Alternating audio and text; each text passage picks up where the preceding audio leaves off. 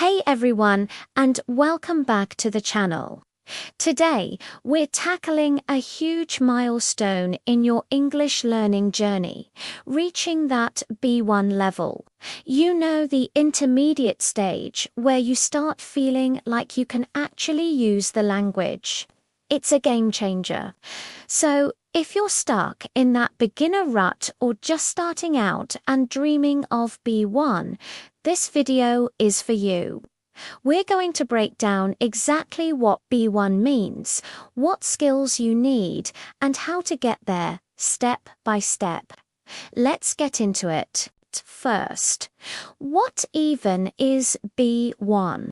According to the CEFR, the Common European Framework of Reference for Languages, B1 is the threshold level.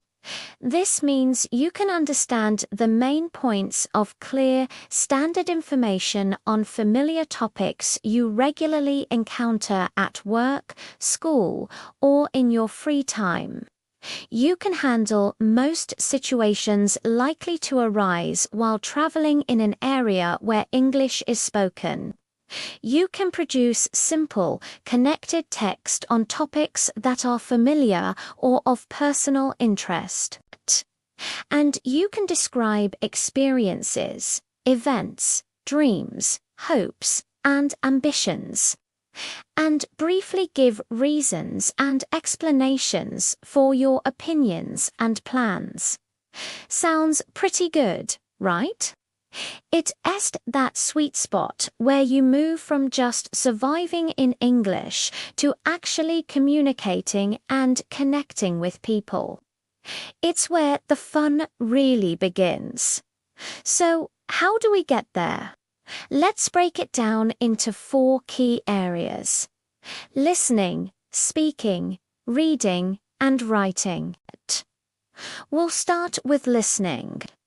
At the B1 level, you need to be able to understand the main points of clear speech on familiar topics.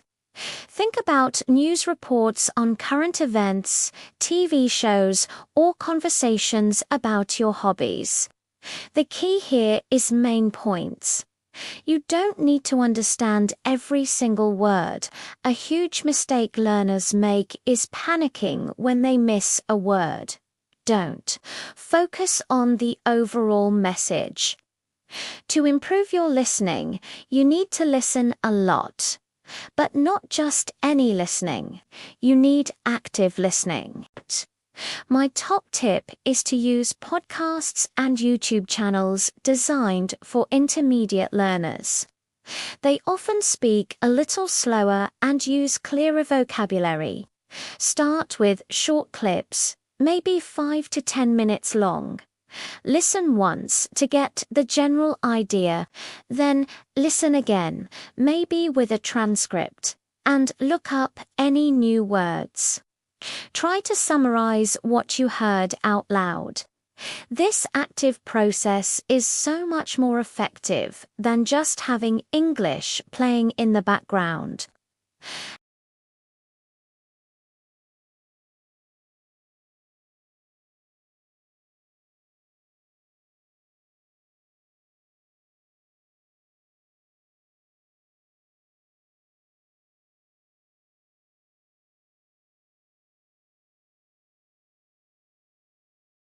Your goal isn't perfection, it's communication. You will make mistakes, and that's completely okay. The most important thing is to be understood. Don't be afraid of your accent, and don't let the fear of making a grammar mistake stop you from speaking. So, how do you practice? Find a speaking partner.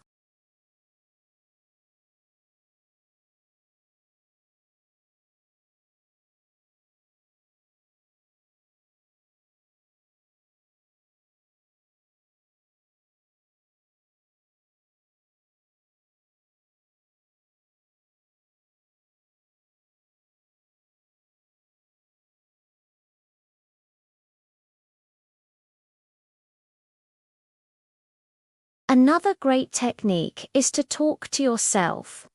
I know it sounds a bit strange, but it works. Describe what you're doing as you cook dinner or walk down the street. It gets your mouth moving and helps you practice forming sentences in real time without any pressure. Next up is reading. A B1 reader can understand texts that consist mainly of high-frequency, everyday, or job-related language. You should be able to understand the description of events, feelings, and wishes in personal letters or emails. Again, you don't need to know every word. The skill you're building is guessing the meaning of unknown words from the context. This is a superpower for language learners. To get your reading skills to a B1 level, you need to read materials that are at the right level for you. Graded readers are fantastic for this. They are books that have been simplified for language learners at different levels. You can find graded readers for almost any genre, from mystery to romance to sci-fi. Start with a level that feels comfortable, and as you improve, move up. Also, start reading things you're genuinely interested in. Do you love sports? Read short articles from sports websites. Are you into technology? Find a tech blog. When you're interested in the topic, you're more motivated to understand it. Finally, we have writing. At the B1 level, you should be able to write simple, connected text on topics which are familiar or of personal interest. This could be a personal email to a friend, a short blog post, or a review of a restaurant. Your writing doesn't need to be complex. The goal is clarity and coherence. Can you link your ideas together using words like and, but, because, and so? Can you express your thoughts in a way that someone else can easily understand? A simple and effective way to practice writing is to start a journal in English. You don't have to write pages and pages. Just write a few sentences every day. What did you do today? What are you thinking about? What are your plans for tomorrow? This daily habit builds consistency. You can also practice by writing comments on YouTube videos or social media posts in English. It's low pressure, and it forces you to form your own sentences about a specific topic. If you want feedback, you can post your writing on forums like the English Learning subreddit, where native speakers often help correct texts. Okay, so we've covered the 4 skills. But what about grammar and vocabulary?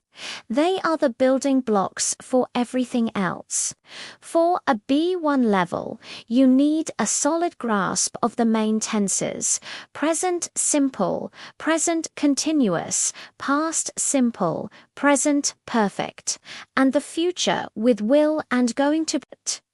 You should also be comfortable with modal verbs like can, should, and must, and be able to form comparatives and superlatives.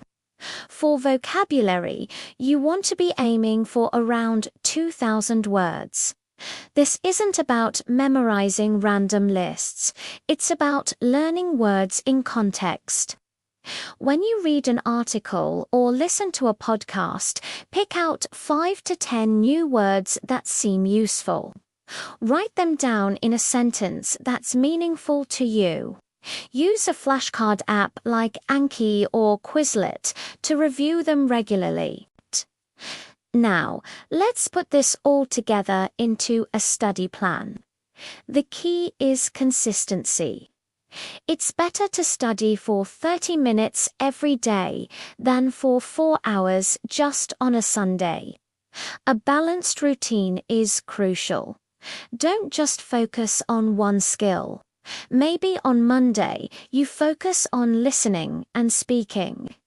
You could listen to a podcast for 15 minutes and then have a 15-minute chat with a language partner. On Tuesday, you could focus on reading and writing. Read a chapter of a graded reader and then write a short summary of it in your journal. Mix it up to keep things interesting. And remember, the B1 journey is a marathon, not a sprint. There will be days when you feel like you're not making any progress. That's normal. It's called the intermediate plateau, and every single learner goes through it. The trick is to stay motivated. Set small, achievable goals. Instead of, I want to be fluent, aim for this week, I will learn 20 new words, or this month, I will have 4 conversations in English. Celebrate your small wins. Track your progress. Look back at where you were a month ago, and you'll be amazed at how far you've come. And most importantly, make it fun. Learning a language shouldn't feel like a chore. Find ways to incorporate English into your hobbies. If you love video games, switch the game's language to English. If you love cooking, watch cooking tutorials in English. The more you associate English with things you enjoy, the more your brain will want to absorb it. Reaching B1 is an incredible achievement. It's the level where you unlock the ability to truly interact with the world in a new language. You can travel with more confidence, connect with people from different cultures, and access a whole new world of entertainment and information. It takes work, yes, but it is absolutely achievable for anyone who is willing to put in the time and effort. You've got this. Thank you so much for watching today.